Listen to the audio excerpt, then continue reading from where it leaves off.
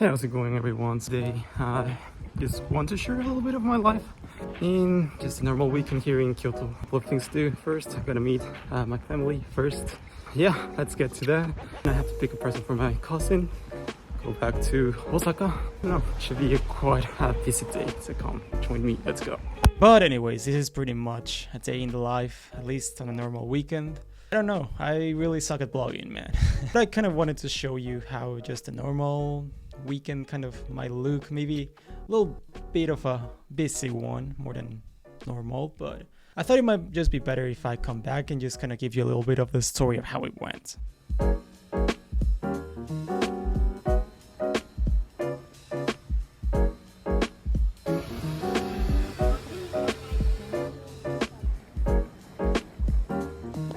Pretty much my host family from Sapporo were visiting me back here in Kyoto where I live. It's been like about a year and a half since I didn't saw them, so I was pretty excited to have them back here. Pretty much just try to pick a restaurant that I thought like they would like, and honestly this place that we went had an amazing view. The place is pretty much awesome.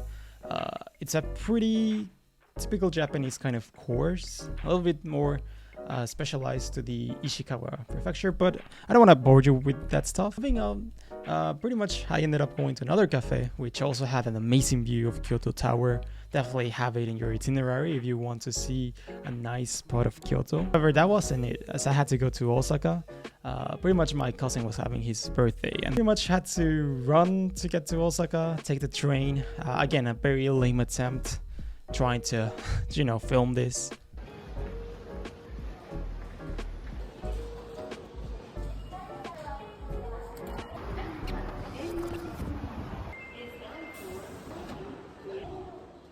Honestly, it takes a lot of courage, in my opinion, just to be on the street and just talking about yourself. I cannot do that. More or less, trying to record something. I don't know, man. If you can do it, I appreciate it. I show you guys, but at the same time, if it's just by myself, I don't know. Let's be honest. It's weird looking at someone just recording itself. To search for a present for my cousin. He likes Nintendo, Legos, and all that kind of stuff that a normal 8-year-old usually tends to like. However, it took me a little bit of a time to find the present, so much that I kind of forgot to even record this. So yeah, I'll show you some pictures of what I was just kind of thinking. At the end, I just decided to give him a Lego set of Super Mario. Okay, next purchase, we got my cousin's gift. Took me a while, I didn't know what to give him, but I think we got it. Hopefully he likes it. Oh, that store smells pretty good. Definitely check it around here. I wanna try those too. Okay, so I ended up buying donuts. I couldn't wait to try them. I tried them last year actually, but why not do it while I'm vlogging on this thing? So I'm visiting my cousin, so I kind of brought them some of the Pokemon donuts. Here you are. I don't know if you can see, but I'm gonna try the one in the middle. Kodoku in Japanese, going in. Not too bad. I thought this was a good idea. Be late for the next appointment. I'm a terrible blogger. I didn't end up recording what I wanted. I was deciding, a present for my cousin, and I had in my mind what I'm gonna try to film, but I couldn't even film that. So I'm a terrible vlogger. Plus, the thing is, I don't really tend to feel very comfortable just recording like this. So obviously, that's another thing. I wanted to do just one kind of video, just like this. Terrible vlog coming up, doesn't matter. Ciao. And yeah, I think he'll like it, so I'm pretty happy with him.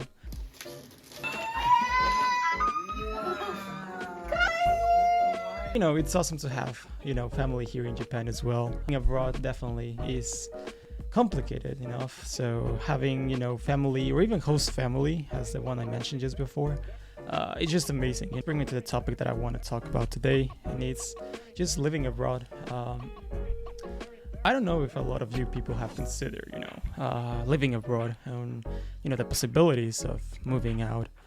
In my case, it was, I had 3 experiences of, going to the Netherlands, Japan, and South Korea. Obviously, Japan being my main place and the place I'm currently residing. Being abroad, to be honest, is not an easy feat. Like, really, it's very complicated, and I think that a lot, it's something that's a little bit more common, but I think that a lot of people underestimate how hard it is to really move to a different country where you don't even have anyone. You have to start pretty much from scratch. In my case, it was pretty similar, once I moved to Japan, and I didn't know anyone.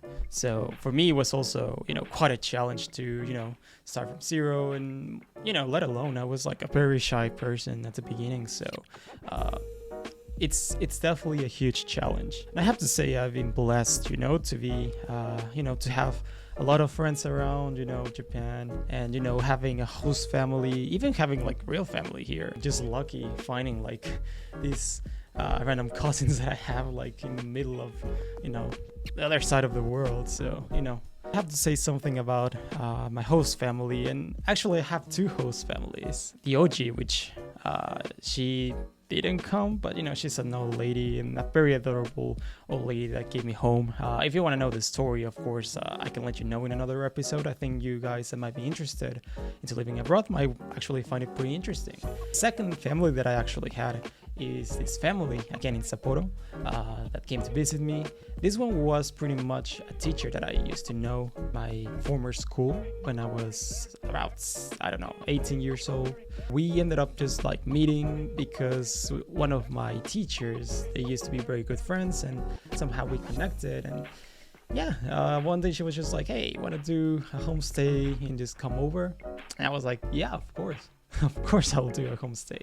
Pretty much got along pretty well. I got pretty well also with the host father over there, and very sweet family. Like, they came here, invited me for lunch. I should be the one inviting them because they invited me basically everything. What I'm saying is, going back to living abroad is being able to meet people and being able to actually make a true connection with them is key, in my opinion. It's a difference between making you feel a little bit at home. It doesn't have to be with host families. It can just be with friends, whatever. As for my family, I knew that I had some family, so we recently kind of started just talking. Obviously, I used to live in a different part of Japan, so once I moved here, that's when I get to know them. It's always fun to hang out with them. Obviously, the family over there as well. Both of them are very nice, The only thing that I can say to kind of end this lame attempt of a vlog is just really make the most of your connections. Whether it's your friends, whether it might be your relationship, even people who might be older than you, right? But maybe, host families or just someone that you met, you never know. These connections might eventually lead you to something else. And I think, especially nowadays, a lot of the connections, it's more about networking and trying to find maybe just, who has the bigger circles, but it's never about working with your real inner circle. Like, try to keep up with your friends and really investing in them. If you have your friends and if they're loyal, if they're really good friends, appreciate them. Let them know that you appreciate them. Every now and then,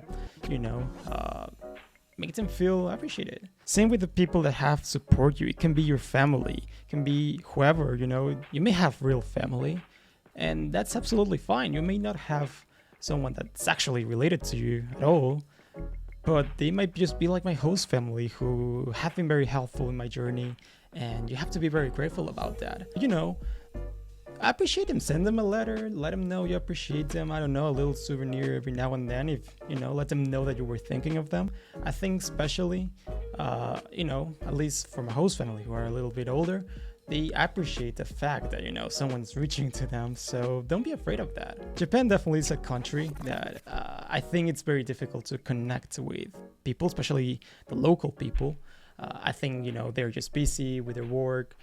It's just a little bit more tougher when you're talking about different cultures, languages, and everybody has their own life already. However, I would say that even if Japan is not the most sociable place, you can definitely find people who vibe with you, and from there you can just make the most of it. Obviously not all your friendships are gonna work. I think there's gonna be obviously times where things were going good, and maybe it doesn't seem like that's gonna be the case anymore. That's something very common. You're friends with someone and then you're not.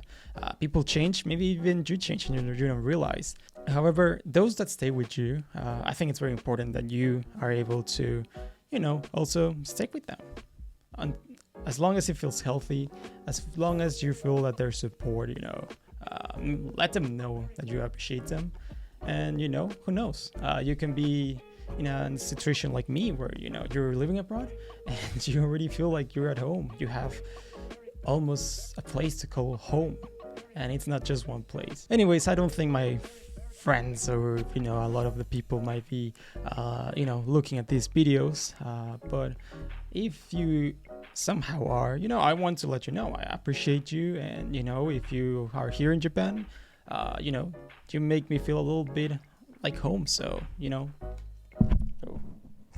yeah, I appreciate you. That's the only message that I want to leave. And for you other guys, if you're thinking about living abroad, or if you're actually abroad already, you're struggling, just try to make connections. Try to see if someone vibes with you, has the same kind of passions, hobbies, and from there, try to connect, try to keep in touch.